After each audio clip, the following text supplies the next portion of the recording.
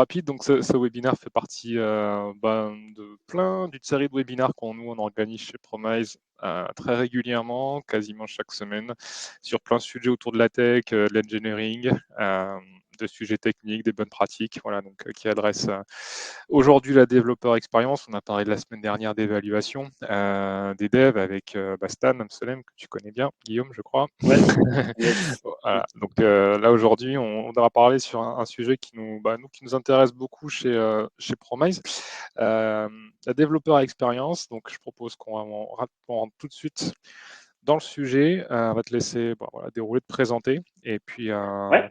voilà, on itérera progressivement sur le contenu. Dans le chat, n'hésitez pas, si vous avez des questions, des remarques, je les prendrai au fil de l'eau. Et puis sinon, on se laissera un temps d'échange. Le replay sera disponible sur YouTube. Si vous trouvez la conf intéressante, vous pourrez la partager autour de vous. Alors, dites-nous un Et petit peu plus. ouais, alors c'est parti. Du coup, le but de cette présentation, ça va être de vous partager ce qu'on fait chez Back Market au niveau de la développeur expérience, comment on en est arrivé là. Comme tu disais, Cédric, c'est pas non plus quelque chose qui est très vieux comme idée, et comment ça marche chez nous. Donc voilà, si ça peut aider deux, trois personnes, ça sera avec grand plaisir. Hop, alors que je trouve comment modifier mes slides, voilà. Donc du coup, enchanté, je suis Guillaume Chenet, je suis Senior Engineering Manager chez Back Market depuis 1 an et demi environ maintenant. Et j'ai vraiment en charge de tout ce qu'on appelle la développeur expérience chez nous. Donc ça va aller de la release avec de la CI/CD, ça va être des libs internes, ça va être un peu d'API enablement aussi dedans. Donc on va faire un peu le tour, mais voilà, c'est vraiment tout ce qui va du développeur jusqu'à la production. Avant ça, j'ai bossé 6 ans chez Le Bon Coin, pareil dans la développeur expérience. Donc du coup, ça fait un petit moment que je navigue dedans. Le programme, j'ai essayé de faire simple et en 4 points pour vraiment laisser du temps pour les questions. Une présentation un peu générale de tout ça et les besoins qu'on a eu et qu'on a chez Back Market.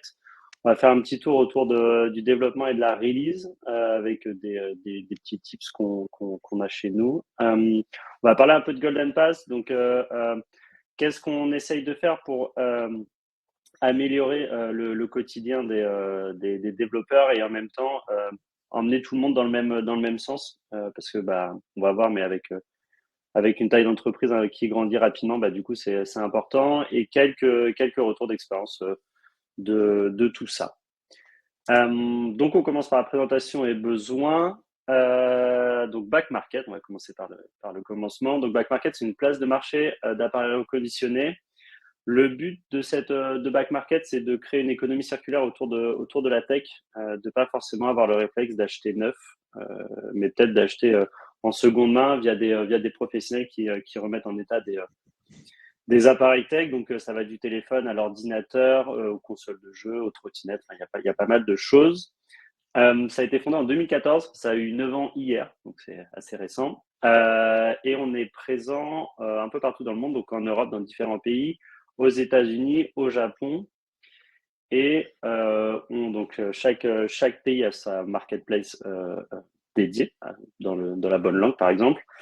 Et on est environ 700 employés dans le monde. Donc, on a des bureaux à Berlin, Barcelone, Bordeaux, Paris, New York et Tokyo. Donc, il y a un petit peu de monde un peu partout. Donc, c'est assez cool. Si on fait le focus un peu plus tech, donc du coup, la tech chez nous s'appelle le Bureau of Technology. On est une scale-up, un peu moins l'année dernière, comme tout le monde, mais là, ça reprend fort, avec un fort recrutement et une forte croissance, x2, typiquement. Donc, ça fait beaucoup de gens qui arrivent. On va voir que ça va être un beau challenge, mais beaucoup de gens qui arrivent, beaucoup de choses qui changent, beaucoup de choses à faire aussi pour suivre cette évolution. Donc, très intéressant, mais très, très challengeant. On fonctionne sur le modèle Spotify, donc avec des tribes, des squads et des guildes. Rien de nouveau là-dessus. Et on est 100% cloud et majoritairement, enfin presque tout est sur Kubernetes. C'était pour vous donner un peu l'overview côté infra. Côté architecture et côté tech, à la base, c'était 2 monolithes, un monolithe front et un en Vue, et un monolithe back-end en Python Django. Et pareil ici, rien de très nouveau. On se dirige vers des microservices. Et donc aujourd'hui, on est à peu près à 40 microservices existants et on continue là-dessus. Et donc on va voir que pareil, il y a deux trois petits trucs à faire pour pas se planter. Petite question rapide, Euh, Guillaume, par ouais, rapport bien sûr. à l'orga Spotify, c'est récent ou c'est un truc que vous avez adopté il y a un petit moment déjà? Alors, j'ai qu'un an et demi d'expérience chez Back Ouais, Market, mais moi, je l'ai toujours connu et ça fait quand même pas mal de temps que c'est là. Je ok, pas de signe d'autres orgas d'avant. ça marche. Les problématiques. Donc du coup, bah évidemment, il y en a beaucoup qui sont liés au monolithe. La vélocité d'abord. Donc bah emmener aujourd'hui, on doit être 80 dans le chapter backend. Donc emmener 80 ingénieurs dans le même projet, bah c'est pas forcément facile. Donc on avait une faible fréquence de déploiement. Faire des rollbacks, bah, c'était clairement pas facile et c'était un petit peu compliqué. Et bah, tous les aspects de communication et de synchronisation pardon, qui vont avec. Donc, on a des release managers, des choses comme ça. Mais voilà, c'est des gros workflows, c'est lourd, c'est pas très rapide. Donc là-dessus, on devait s'améliorer. Euh, Pas mal de choses manuelles, je le disais tout à l'heure, la boîte avance vite, on grossit vite, donc du coup il y a beaucoup de demandes de création et de modification, que ce soit dans les équipes, donc il y a des équipes qui se créent, il y a des équipes qui se modifient, des équipes qui se divisent, donc du coup il faut prendre ça aussi en compte. Pas mal de choses autour des configurations des nouveaux projets, donc basiquement vu que rien n'était disponible, bah, c'était je copie-colle mon ancien projet avec des bonnes choses et des mauvaises choses à l'intérieur, donc pareil, pas très pratique après pour renforcer tout ça. J'ai mis un exemple très concret d'un problème connu du monolith, c'est Rebase et Merge. Du coup, bah, c'est pareil, les développeurs passaient pas mal de temps quand même juste à pouvoir essayer de merger leur PR. Un autre fort aspect, une autre forte problématique, ça a été l'uniformité. Du coup, pareil, vu qu'il n'y avait pas trop d'équipes en charge là-dessus, bah, on avait pas mal de workflows différents, donc chacun avait un peu sa config de testing, donc de CI ou de CD. Bah, le maintien des code base était un peu à chaque équipe chaque équipe était responsable pour ça. Donc il y avait des bons élèves et des moins bons élèves. Et un peu pareil sur l'outillage et documentation. Donc chacun avait commencé à développer un peu ses outils pour ses usages sans que les autres équipes soient au courant et puissent en profiter typiquement. Donc voilà, des vrais problèmes d'une boîte qui grossit et qu'à un moment, il faut se dire, tiens, est-ce que du coup, on parlerait pas de développeur expérience? Est-ce que ça ferait pas le lien avec tout ça? Euh, Chez Back Market, c'est né en 2022, début 2022, où toute l'entreprise, côté tech, a décidé de freezer et de prendre du temps de rectifier tout ce qui commençait à se passer mal. Donc, ils ont appelé ça des tech shots. Grosso modo, c'est des task force, mais ça s'appelle tech shot chez Back Market. Et il y en a eu deux qui étaient côté un peu, on va dire, développeur expérience. Donc, la première, c'est Châssis. Châssis, c'est un système de templating, de création de projet. Grosso modo, on voulait proposer une seule façon aux développeurs, parce qu'on savait qu'on allait créer des dizaines et des dizaines de nouveaux services dans les mois à venir.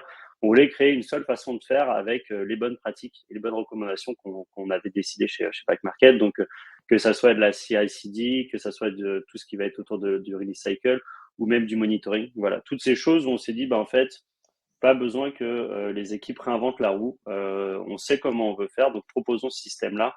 Et il n'y a plus qu'à cliquer sur un bouton et tout est prêt au niveau des repositories Git et tout et tout.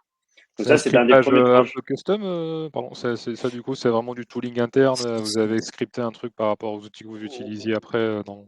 Ouais, c'est ça. Ouais, C'est du scripting classique. ok, Maintenant qui tourne du coup dans le deuxième projet qui est DevPortal. Donc, ok. en grosso modo, aujourd'hui, les développeurs ont juste quelques champs à remplir dans un form dans Backstage et ça va créer, ça va mettre en place toute la logique de Git, de Helm, de Argo CD, de CircleCI, enfin de tous les outils qu'on a, tout le templating comme il faut pour que ils aient plus qu'à cloner leur repo et commencer à coder dedans.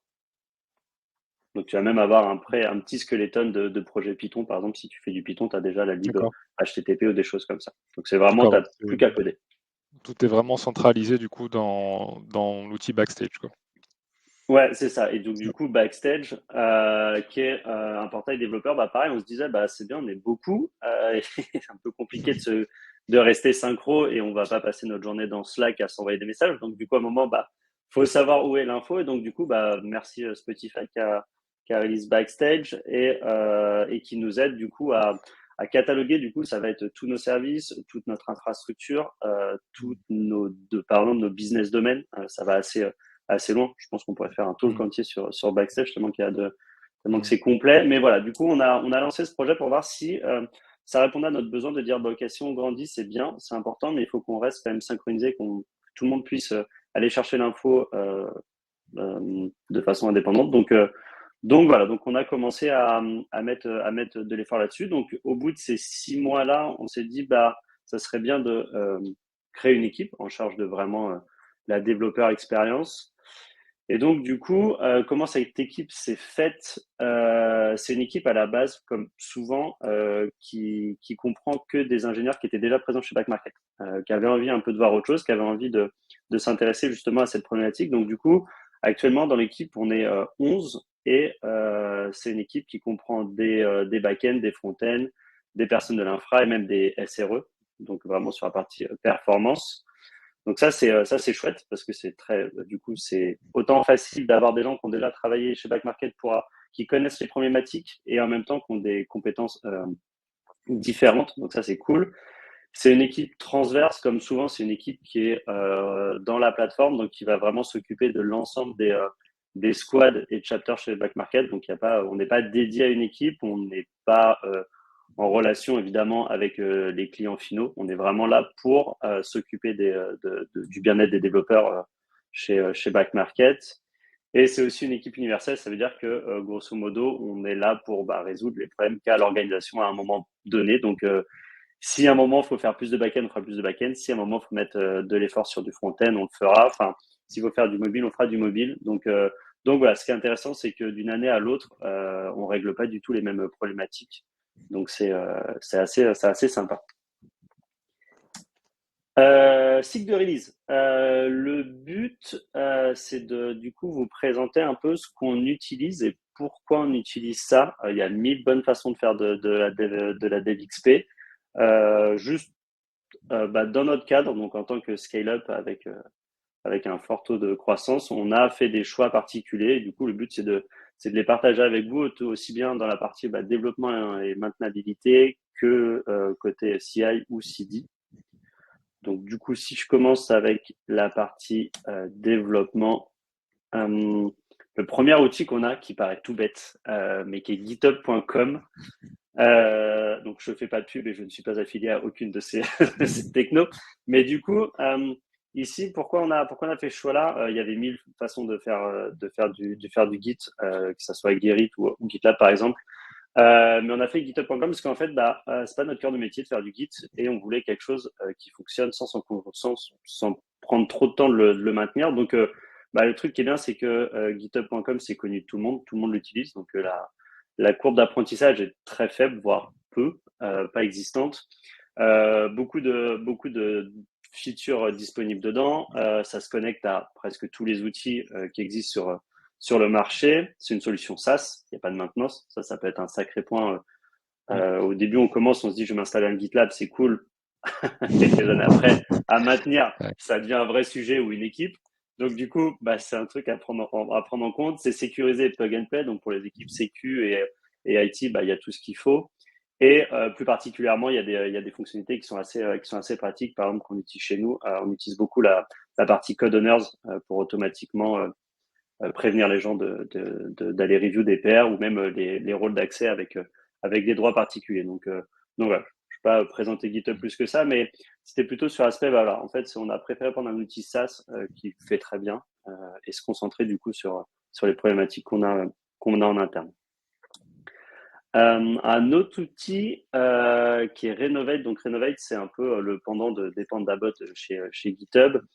Le principe, c'est que ici, on avait c'était compliqué de dire aux gens, bah, allez mettre à jour, faites de la veille pour vérifier que, bah, par exemple, vos libs sont à jour, que le repo est bien comme il faut. Donc, du coup, on utilise Renovate, qui est pas mal utilisé maintenant, qui est assez connu, et qui va vous permettre de mettre à jour tout plein de dépendances, que ce soit des dépendances internes ou des dépendances externes. Ça fonctionne comme, euh, comme un ingénieur, grosso modo. Ça ouvre des pull requests, ça traque des issues et ça fait aussi des log files si vous voulez pas bouger, pas trop bouger. Ça se base sur un calendrier, donc du coup, à vous de choisir quand est-ce que vous voulez qu'il vous envoie des messages et qu'il ouvre des PR. Donc ça peut être une fois par semaine, ça peut être tous les 15 jours. Enfin, à vous de voir. C'est configurable as code, donc ça c'est très pratique. On parlait de template et on va en reparler un peu plus tard, mais le fait de pouvoir le templater et de pouvoir le manager at scale finalement avec tous les différents repos, c'est assez pratique et c'est compatible avec les monolithes, donc c'est pas rare non plus. Donc c'est pas pardon, c'est pas fréquent, pardon, c'est rare. Donc du coup c'est assez cool comme outil, c'est assez pratique et ça fait gagner ça fait gagner du temps à tout le monde. Donc chouette. Bon à savoir. Voilà. Ouais, grosso modo, c'est les deux gros outils. Après, je pense que là, dans cette partie-là, dans la partie développement, il y a 1000 façons de faire et selon Mm. qui fait quoi et comment. Donc là-dessus, c'était vraiment deux gros points. Concernant l'intégration continue, un outil qu'on a, donc du coup, on utilise GitHub, mais on avait un problème de toutes ces PR. On savait pas comment les merger entre elles, ou ça prenait du temps que dès que il fallait beaucoup rebase, il fallait beaucoup merge. Donc du coup, il y a un outil externe qui s'appelle Mergify, qui est fait par des anciens travaillant chez Red Hat, entre autres, qui permet de faire une merge queue. Donc ça veut dire que si votre paire elle respecte grosso modo elle a passé tous ses checks et qu'elle est prête, elle va aller se merger automatiquement en allant vérifier que elle va rien casser au passage. Donc elle va aller faire du speculative check, c'est-à-dire qu'elle va aller vérifier qu'en mettant plusieurs paires en même temps, je vais quand même rien casser.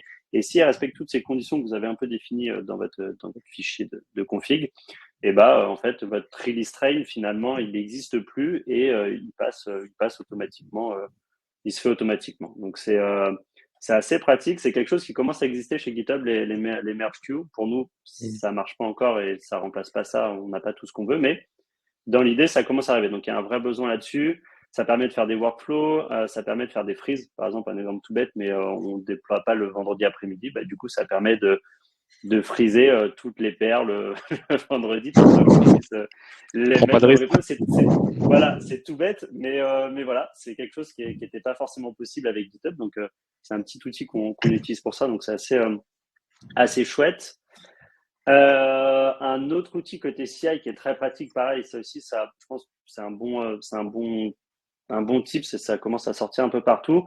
Les environnements dynamiques, éviter d'avoir une pré-prod en dur. Alors, ça ne nous empêche pas d'avoir une pré-prod évidemment, mais dans les PR, du coup, ça nous permet de créer des environnements éphémères. Donc, c'est plutôt pour l'instant sur du front-end.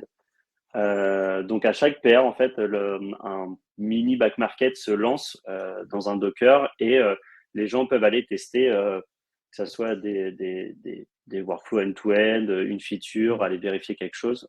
C'est en libre service.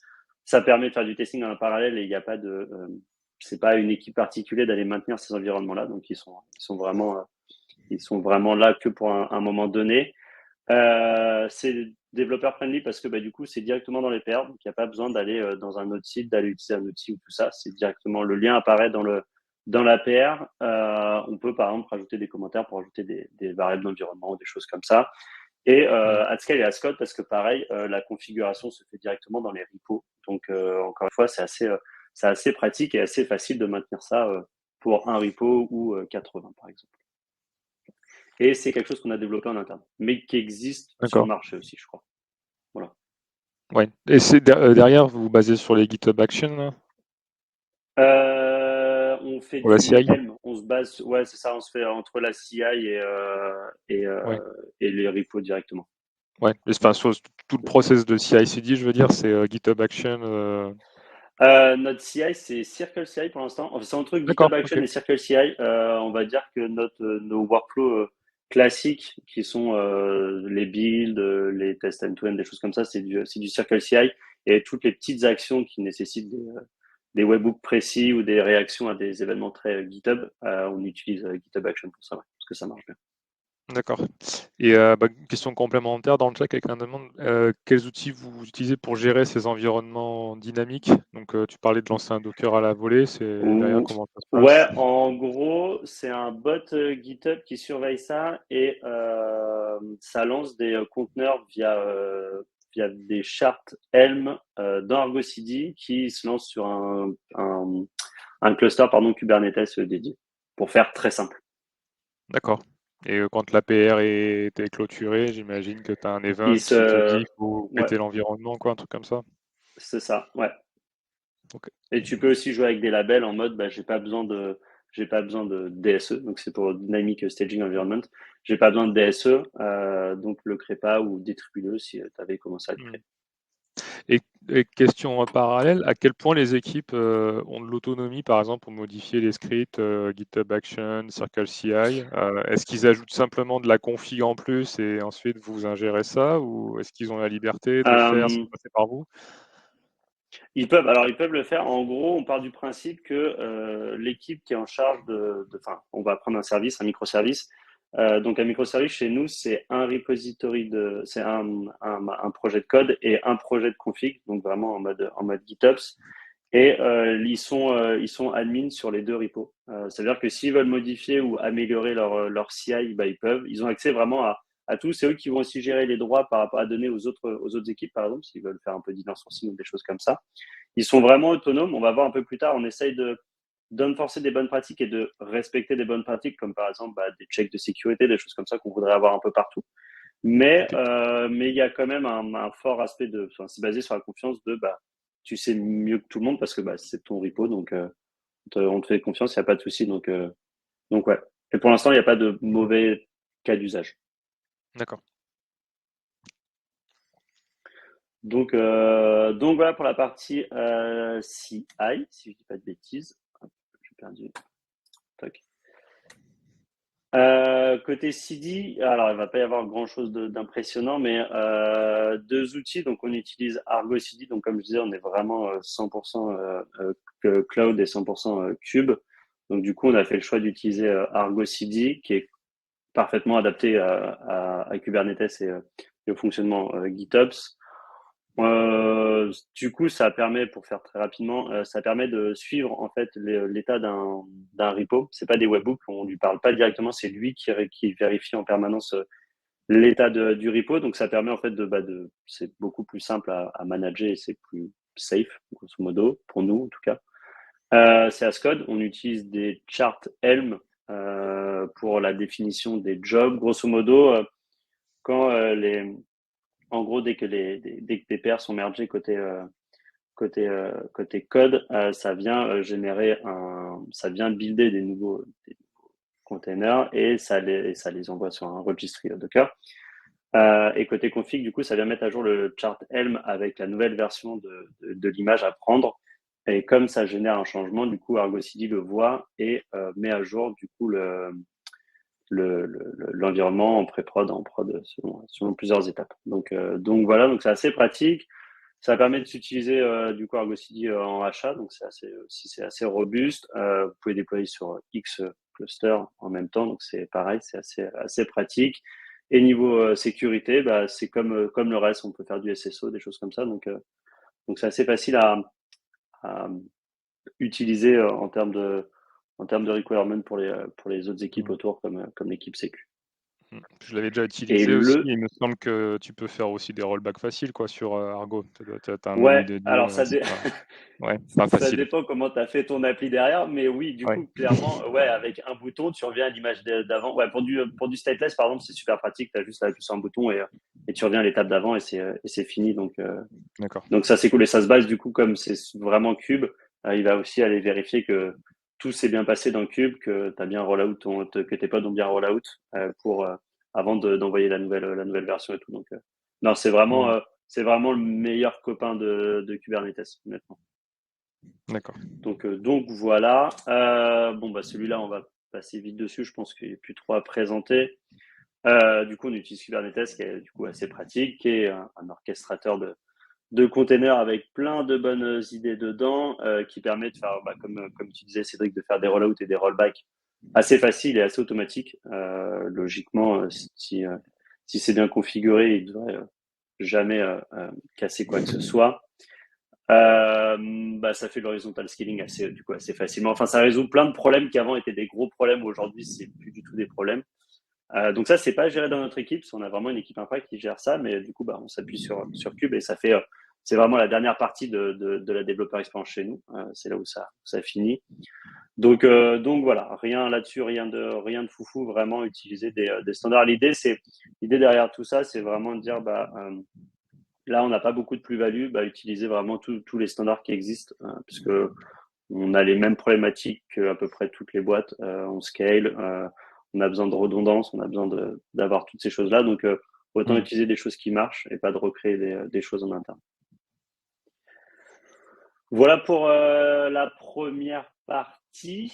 La deuxième, du coup, c'est le Golden Pass. Donc, le Golden Pass, derrière ça, c'est vraiment ce qu'on a en tête chez Back Market, c'est OK, finalement, qu'on soit 80 ingé back-end ou 200, ça devrait être la même chose pour tout le monde. Et on peut pas, là aujourd'hui on est 10, ce qui est pas mal, déjà c'est une belle équipe. On peut pas scaler en fonction des techs en face de nous, finalement des équipes tech en face de nous. Et donc du coup, il faut qu'on trouve des façons, de façon sans forte autorité, de partager des bonnes pratiques avec tout le monde sans que ce soit des contraintes pour les équipes en face. On a mis ça sous le nom de Golden Pass. Et quelques exemples, par exemple, donc on parlait tout à l'heure de notre outil de template de création de projet. Donc on en a parlé, du coup ça permet en un clic de créer un nouveau projet avec toutes les bonnes configs directement et finalement il n'y a plus qu'à coder et les tests, et passer les tests et c'est parti. La deuxième chose sur laquelle on travaille là plus récemment, c'est bien quand on crée le projet, ça marche bien et on a tout ce qu'il faut. Comme tu disais, les équipes sont libres de changer ce qu'elles veulent dedans. Mais nous, on fait des mises à jour de ce châssis, de ce template, mais qui ne profitent pas aux équipes et aux projets qui ont déjà sorti leur projet il y a 2 semaines, 3 semaines, 6 mois. Et donc, il y a ce côté life cycle du coup, c'est marrant qu'on découvre maintenant parce que c'était pas notre première problématique, on n'avait pas ça en tête. Maintenant, évidemment, c'est ça. Et donc, du coup, on commence à proposer des librairies, pour l'instant en Python, qui vont permettre, en fait, d'implémenter ces bonnes pratiques et surtout d'enlever cette question directement au sein des équipes. Quel livre de logging je dois utiliser? Comment je dois faire du monitoring? Quels sont les health checks que je dois respecter, par exemple, pour Cube?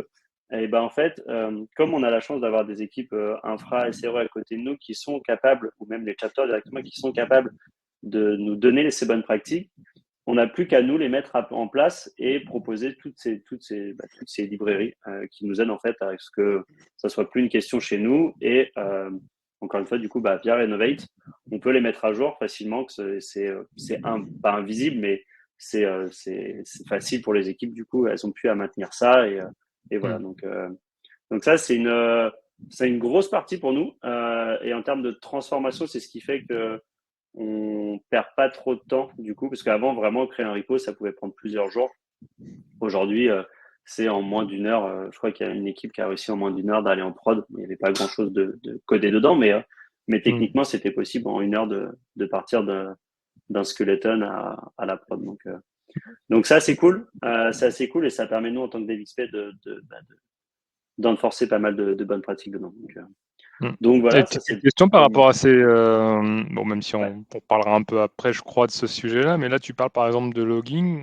Donc en fait, vous fournissez le châssis, donc j'imagine une lib de logging en Python Go, etc.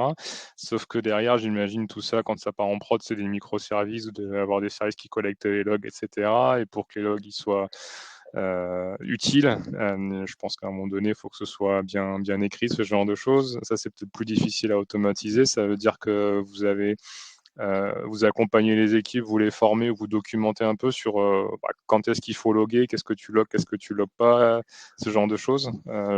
Comment vous faites par exemple pour ce genre de cas d'usage? Ça, ça va être plutôt nous, DevXP, on le fait peu. Par exemple, si je prends vraiment la partie login, donc pas de secret, on utilise Datadog par exemple comme stack de login et de monitoring. Donc cette partie-là, elle va être plutôt travaillée par l'équipe SRE, qui va être vraiment en charge de la performance et du logging. Donc, c'est eux, par exemple, qui vont proposer, on a une lib interne qui est en train d'être développée sur du logging pour essayer de traquer vraiment tout ce qui se passe, pas seulement dans le microservice avec de l'APM, des choses comme ça, mais on va aussi loguer, on va essayer de mettre dedans, on va essayer de corréler des actions de, tiens, Argo CD a logué une nouvelle mise en pré-prod d'un service, on le rajoute à ce service-là. Le but, c'est vraiment de traquer tout le cycle de vie, un peu de change management finalement, tout le cycle de vie de l'application, qu'est-ce qui s'y passe pour le jour où on a un incident, on comprend un peu de toutes les étapes qui sont faites. Donc, ça peut être des choses comme ça. Donc, la partie quoi loguer, du coup, c'est plutôt côté SRE. Nous, on va plutôt être là pour dire, voilà, en fait, nous, on vous le propose sans, dans votre code, vous avez déjà tout bien configuré.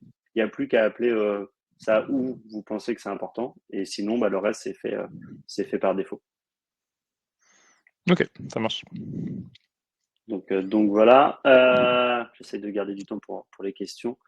DevPortal, du coup, DevPortal, c'est notre catalogue c'est notre catalogue interne, en fait, c'est notre source de vérité chez Backmarket.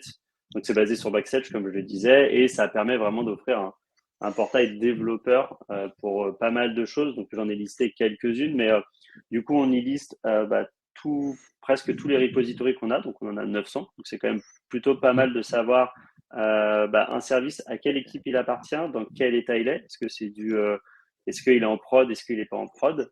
Le tiering, on a un système de tiering en interne, donc savoir si c'est un tier 1 ou un tier 2 ou un tier 3. On va avoir aussi des choses autour de la documentation. On va avoir la doc de chaque projet. Donc, si les équipes écrivent leur doc en Markdown juste à côté, dans leur code de projet, ça va automatiquement se publier avec les bonnes infos dedans.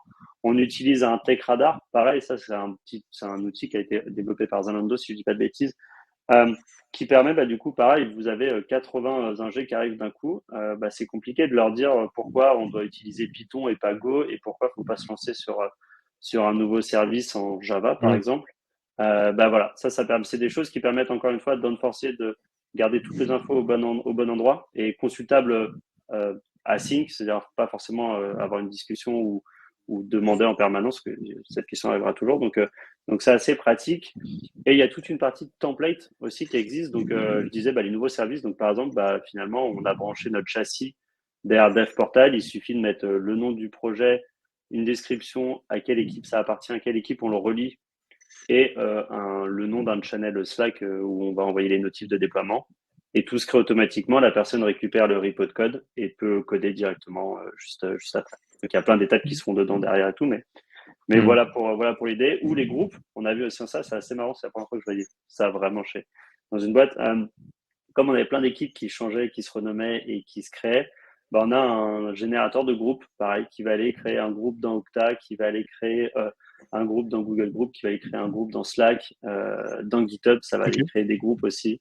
Donc en fait, c'est tous ces trucs-là où avant c'était l'IT plutôt qui gérait ça et c'était pas maintenable, c'était super compliqué. Ouais, tu devais faire un ticket, un truc comme ça pour dire créez-moi un Slack.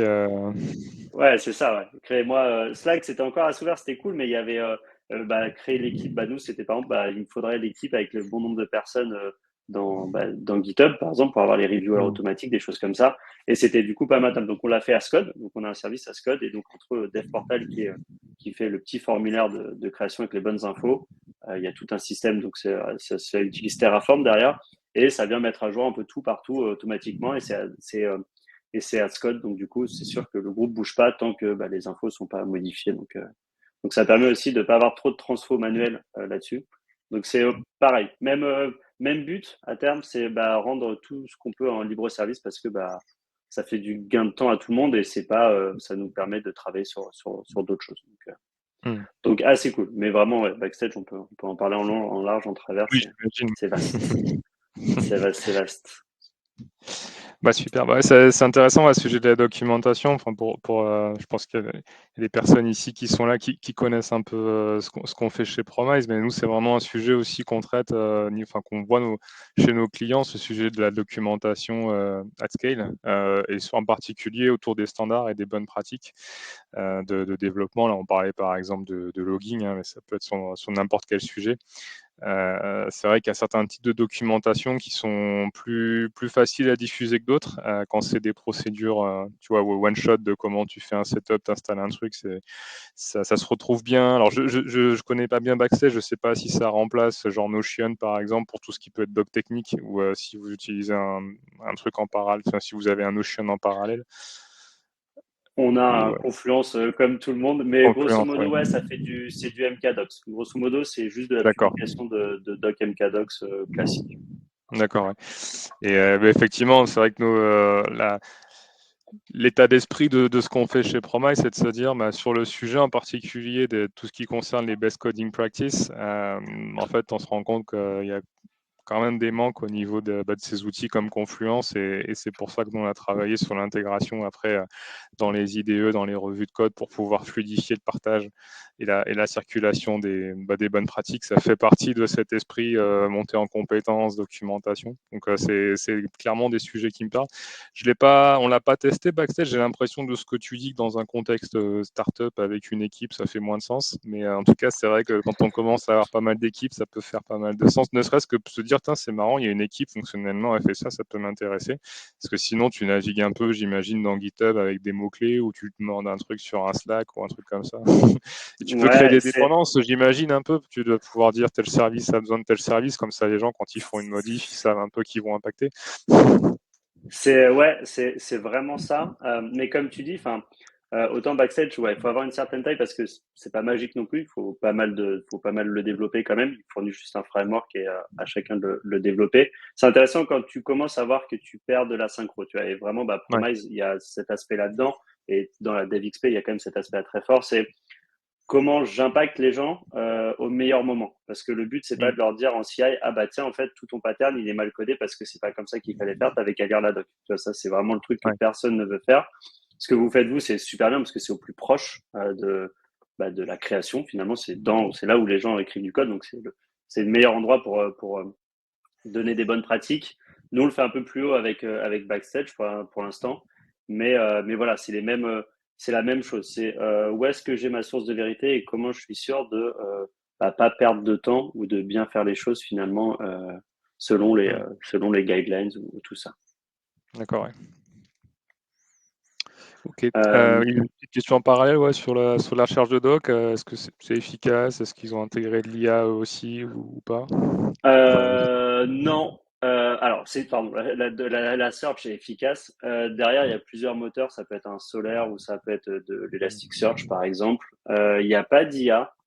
C'est vraiment, ça marche par des plugins. C'est vraiment une communauté open source. Donc, à chacun de plugger ses infos dedans. Je pense que si quelqu'un a ce besoin-là un jour d'avoir un moteur interne enfin, que ça soit, on peut plugger ChatGPT par exemple, qui est Ok. juste une interface de ChatGPT, mais il n'y a pas évidemment ce côté, je prends tout ce qui est en interne et je le rajoute à ChatGPT, pour des mesures de sécurité évidemment.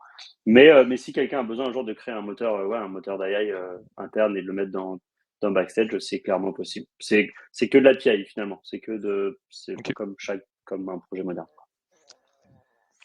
Et quand on voit tout ça, bon, je sais que je fais un peu la transition, mais alors, je pense qu'on a envie de se dire, est-ce que tu as aussi une vision au niveau de l'analytics des équipes, au niveau du nombre de livraisons qu'elles font? Est-ce qu'on vous demande de remonter des indicateurs, ce genre de trucs? Ouais, C'est une et question ça que c'est j'avais, je une sais que tu en parles après, mais cette magnifique transition. transition, merci. Ça, c'est un autre aspect. Du coup, on l'a mis aussi dans DevPortal, mais c'est un autre aspect, je trouve, du Golden Pass et de la développeur expérience. C'est que la développeur expérience, c'est forcément pour les équipes et les développeurs, mais il y a un aspect aussi un peu tracking et management dans le bon terme. C'est que du coup, c'est aussi important de savoir, enfin, qu'est-ce qu'il faut résoudre. D'avoir des ressentis par les équipes, c'est super important. D'avoir des chiffres pour s'appuyer dessus aussi, c'est assez pratique. Donc du coup, chez nous, on a choisi de mettre en place le modèle des doramétriques. Donc les doramétriques, pour faire très simple, c'est une étude qui a été faite pendant 6 ans, je crois, qui est par des ingénieurs chez Google, ou en tout cas qui travaillaient chez Google à l'époque, et qui se base grosso modo sur 4 dimensions qui regroupent, qui essaye d'agréger pas mal de KPI sous 4 gros chapeaux. Donc le premier, ça va être le lead time for change, ça va être le temps que un changement a mis pour aller en production, donc de l'ouverture de l'APR basiquement à sa mise en prod. On va avoir le deployment frequency, ça veut dire sur une période donnée, combien de fois j'ai mis à jour mon projet.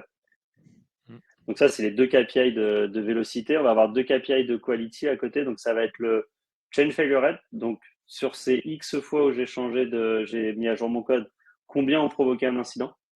Parce que c'est pareil, ça peut être intéressant à savoir. Et le dernier, c'est le time to restore, qui va être le temps que j'ai mis entre la détection. Donc dans le time to restore, il y a plein d'autres KPI, mais c'est entre le temps que j'ai mis à détecter l'incident et le temps que j'ai mis jusqu'au temps, pardon, où j'ai réussi à fixer et je suis revenu à un état fonctionnel. Donc, du coup, on s'est basé sur ces 4 grosses KPI et donc pour chaque projet, pareil, quand on crée un nouveau projet, on a accès à ces KPI, elles sont automatiquement configurées. Donc là, pour le coup, ça marche avec des GitHub Actions, par exemple, pour aller chercher les événements. Et ça nous permet d'aider aussi à la communication. C'est-à-dire que tout le monde parle avec les mêmes mots, parle avec les mêmes infos. Ça nous permet de voir, est-ce qu'on doit mettre plus d'efforts sur le prochain trimestre à améliorer. Est-ce qu'on a un problème de déploiement, par exemple, est-ce que la CI est trop lente? Est-ce que on a un problème de review et il y a trop de review? Enfin, ça nous permet en fait après d'aller chercher un peu les éléments qu'on va vouloir travailler dans l'équipe et avec les équipes surtout. Et voir voilà, qu'est-ce qu'on doit prioriser pour qu'on s'améliore. Le but, c'est pas d'être vert. Le but, c'est d'être vert partout, évidemment, mais le but, c'est surtout, en fait, encore une fois, d'avoir de l'impact au sein de l'ensemble de l'entreprise et pas que pour une équipe ou un besoin très précis. Donc voilà. Et après, ces métriques-là, Et alors, pour les personnes qui connaissent, il y a des catégorisations, tu sais, de niveau élite par rapport ouais, à l'étude qu'ils ont faite. Justement, ils classifient ceux qui sont, entre guillemets, voilà, au top ou qui délivrent le plus souvent versus ceux qui livrent une fois tous les 6 mois. Est-ce que vous, en interne, vous avez un jugement de ces métriques-là? Est-ce que vous êtes fixé justement des seuils ou que ce soit un seuil où on se dit au-delà c'est on, bien ou en dessous, attention, il y a peut-être un truc, un warning, un truc à creuser? on s'est mis des seuils qui correspondent pas forcément à un seuil précis dans cette étude. Je sais que Dora a aussi évolué avec Mm. ils ont moins catégorisé ça, ils ont été un peu plus larges après. On a on s'est mis des mesures internes, mais voilà, on ne sait pas, par exemple, il n'y a pas sur les graphiques, on va pas voir t'es en dessous de cette barre ou t'es au-dessus de cette barre.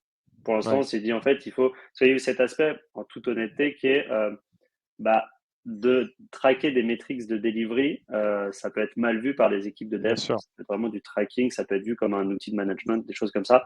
Et on s'est dit, non, en fait, le but, c'est pas ça. C'est vraiment de se dire, où est-ce qu'on peut mettre de l'énergie et où est-ce qu'on peut vous aider, nous, équipe centrale, Mm. à vous aider dans ces problématiques-là. Et donc, on n'a pas voulu mettre de seuil pour avoir ce côté jugement, finalement. Mm. Même si on a des KPI à respecter, mais de business, finalement, personne veut que son site il soit donne la moitié du temps. Donc voilà, mais on n'a pas voulu enforcer ça pour l'instant en mode tiens, tu dois être élite absolument dans cette chose-là. Parce que pour plein de raisons aujourd'hui, il y a plein d'équipes qui peuvent pas être élites avec Mm. des Bien prestataires sûr, externes, des choses comme ça. Donc voilà, donc on n'a pas fait choix, on n'a pas poussé plus pour l'instant. ça marche. Et je crois que c'est le le temps de la dernière partie. Retour d'expérience, ça va être assez rapide et normalement il n'y a rien de foufou. Les trois choses qu'on essaye de faire attention côté DevXP, la vision. C'est assez simple dans l'équipe de savoir ce qu'on veut faire et comment on veut le faire, mais on n'a pas forcément le temps de l'expliquer à tout le monde en permanence. Donc c'est pas clair de pourquoi on travaillerait sur un projet des fois qu'un autre. Donc il y a pour éviter cette frustration des équipes de temps en temps de dire vous faites des choses qui sont pas comme il faut. C'est voilà, c'est de donner cette vision. Qu'est-ce qu'on fait? Voilà, on va aller vers un golden pass, on va avoir cette idée généraliste. Donc mettre en place, prendre le temps d'écrire une vision, je pense que c'est important, surtout quand la boîte grossit. Encore une fois, de ces infos qu'il faut aller chercher de façon async en fait. À un moment ça va intéresser quelqu'un, à un moment ça va pas intéresser quelqu'un. Ça c'est quelque chose qu'on fait attention à avoir. Les priorités, évidemment, c'est toujours le jeu des priorités on a de la tête en interne, l'équipe veut faire des choses précises et en même temps, on doit répondre à des besoins pour les équipes et pour les chapters. Donc, pas hésiter à remodeler tout ça en permanence. Nous, on fonctionne en trimestre, mais pas hésiter à même durant le trimestre à revoir ça, même si on s'était dit que c'était quelque chose d'important, peut-être qu'aujourd'hui ça ne l'est plus. Donc être agile vraiment parce qu'il y a des choses qu'on peut pas louper et des fois de pas prendre le coche, bah, on le paiera plus cher plus tard. Donc ça vaut le coup quand même de s'y intéresser. Et l'adoption, qui est pareil, on le voit beaucoup du coup avec DevPortal par exemple. Pour nous, c'est une idée logique et que ça doit exploser. C'est pas pour ça qu'on a nos 300 développeurs qui passent leur journée dessus et qui vont chercher de l'info. Il y a des gens qui, je pense, connaissent toujours pas ce que c'est. Et donc voilà, c'est de traquer ça, c'est de dire ok, en fait, c'est pas parce qu'on a mis le meilleur outil que on a solutionné quelque chose. Des fois, on est passé à côté de quelque chose et l'idée était bonne, mais la réalisation n'est pas bonne. Donc, traquer à chaque fois qu'on met en place des outils, des choses comme ça, on essaye de se mettre des KPI dessus pour aller vérifier que on a bien résolu le problème et qu'on répond bien à une problématique surtout et qu'on n'a pas juste proposé une solution qui nous plaise. Donc, c'est vraiment rien de nouveau là-dessus, mais trois grosses choses sur lesquelles on se base. Et dernier slide, alors ça, moi je l'ai découvert chez Back Market, je ne sais pas si ça existe ailleurs. Chaque équipe a ce qu'on appelle un trifecta, donc du coup ça va être un trinôme constitué d'un business partner, d'un engineering manager et d'un product manager. Donc ça c'est plutôt pour les squads. Donc le business partner, ça va être vraiment quelqu'un qui va se concentrer sur les besoins business de la boîte finalement. Qu'est-ce qu'il faut qu'on fasse pour que on ait plus d'utilisateurs par exemple. Et en gros, c'est des gens qui se retrouvent toutes les 2 semaines et qui créent ce binôme de voilà comment on va créer notre roadmap. On appelle ça notre North Star. C'est vraiment vraiment là où il faut qu'on aille et ce qu'on veut vraiment. Et du coup, chez DevXP, on l'a fait aussi, mais on a remplacé notre business partner par un staff engineer d'une autre tribe, donc qui va nous permettre de garder un lien constant avec comment ça se passe dans les équipes. Parce que on a beau être transverse, on n'est pas dans les équipes. On a beau avoir des ingénieurs qui étaient dans les équipes, ils le sont plus. Donc on peut vite perdre le lien je parlais de priorité et de vision. On peut vite perdre ces choses-là en pensant bien faire, alors que du coup on résout pas les bonnes choses. Donc on a ce triangle-là. C'est quelque chose qui marche bien. C'est vraiment un type. Je ne sais pas si ça peut marcher dans toutes les organisations, mais c'est vraiment quelque chose qu'on a en place chez nous qui nous permet de rester connecté à la réalité et aux besoins des équipes en interne. C'est Et intéressant, je je connaissais crois pas ce terme, j'avoue. Mais, terminé. Ouais, alors je pense que c'est un nom interne, mais c'est un trinôme. Typiquement, c'est un trinôme de 3 personnes ouais, tout à qui fait. vont dans Ouais. le même sens. Ouais. Ouais, apparemment, en anglais, quand Google me le traduit, c'est dire tiercé gagnant. Donc, on comprend un peu cette idée de combinaison de 3 personnes. Bon, ça fait un Voilà. peu, Mais bon, ouais, parallèle. mais on mise Ouais. pas. Il y a pas de gain. Ah ouais, bien On va sûr, rester là. j'imagine. Ok, ouais, c'est intéressant. Donc voilà. Bah, super. Et donc, Ben, si vous merci avez des beaucoup. questions, avec grand Ouais, plaisir. n'hésitez pas, vraiment, ouais, tu es dispo sur LinkedIn. C'était hyper Ouais, intéressant, Guillaume. Franchement, merci beaucoup. Je suis ravi qu'on ait mon pu plaisir. avoir ce genre de contenu pour nos webinaires. En attendant peut-être d'autres questions, moi j'en ai d'autres. Là, enfin, tu parlais de x2 en termes de croissance. Grosso modo, si on prend à 2 ans, il y a pas mal d'équipes qui vont arriver. Vous, est-ce que ça a un impact finalement? Est-ce que vous allez devoir grossir ou est-ce que finalement, aujourd'hui, c'est tellement bien ficelé, ou en tout cas, c'est suffisamment solide pour que ça scale, entre guillemets, qu'il n'y a pas besoin d'augmenter le support? Enfin, comment vous voyez, vous, votre évolution, suivre Euh, l'évolution de la croissance des équipes? alors, c'est toujours un peu compliqué. Normalement, ça devrait aller parce que je pense on a eu le temps et surtout avec l'année dernière où ça a un peu ralenti, donc ça nous a permis de prendre du temps Mm. de corriger certaines choses. Aujourd'hui, je pense qu'on a des bases solides pour avancer. On n'est pas à l'abri ça soit une transformation produit ou d'une transformation technique plutôt. Et on va pas être prêt. Par exemple, notre châssis, si tu nous dis demain, il faut changer de langage, ça va nous demander du temps. Et qu'il faut changer tout en 6 mois, ça va nous demander beaucoup trop de temps. Enfin, on va pas être prêt, surtout, je pense. Du coup, voilà, je pense qu'aujourd'hui, on a des bonnes bases. Ça marche bien. Ne jamais dire jamais. Mais je pense qu'on a passé cette première vague il y a beaucoup de sujets et on est sous l'eau et on est en retard. On est un peu en retard encore, mais on arrive à répondre dans des délais corrects et d'avoir une plus-value pour les équipes. D'accord, ok. Bon, bah super, du coup. Ça veut dire que là, vous avez d'excellentes bases pour envisager la suite, quoi. J'espère.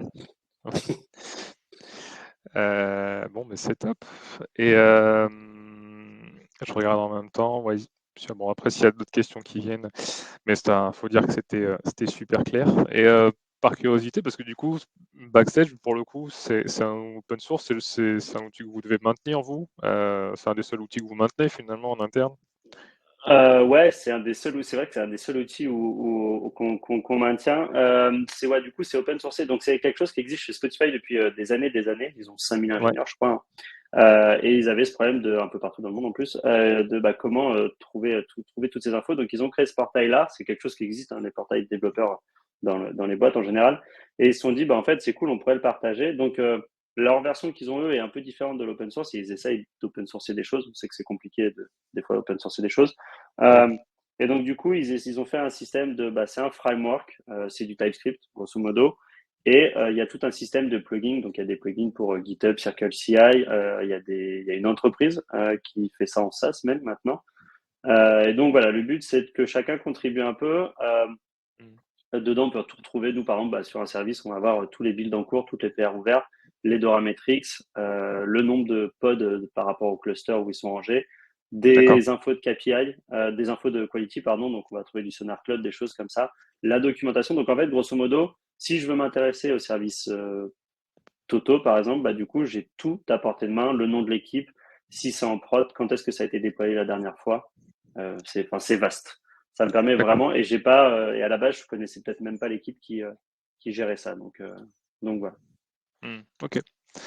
Ça marche très clair. Euh, et ouais, je vois qu'il y a une question qui était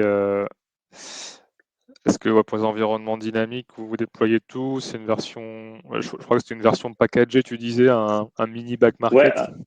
alors pour l'instant, c'est que pour le front.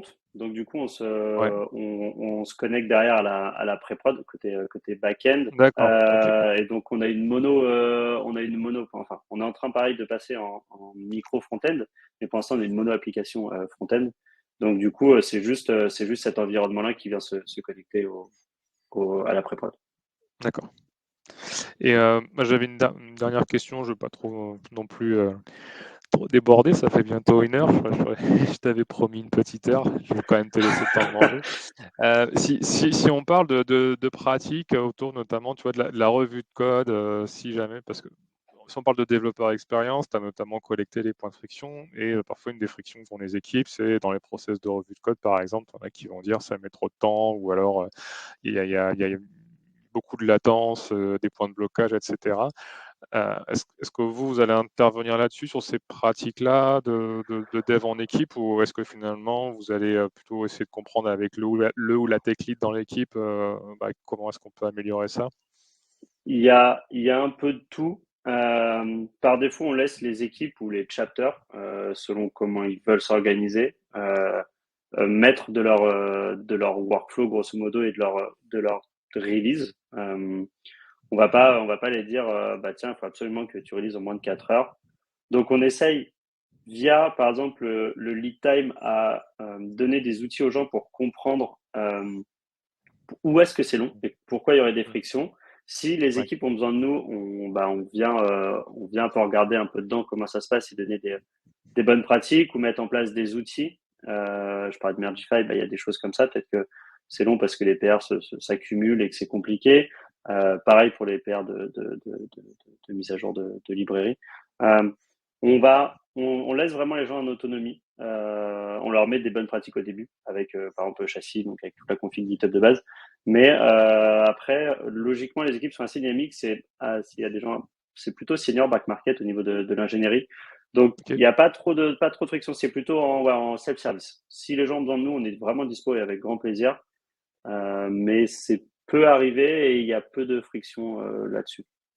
Ouais, les gens en interne, vous avez un Slack dédié où toute l'équipe est là, où vous êtes dispo Ouais, tout le temps, quoi, comme c'est tu ça? disais, par contre, ça empêche pas du support. Donc, c'est quelque chose qu'on vérifie aussi, pareil, qu'on a des KPI dessus pour voir justement, c'est une KPI de plus Mm. pour savoir sur quoi on doit mettre l'effort plus tard.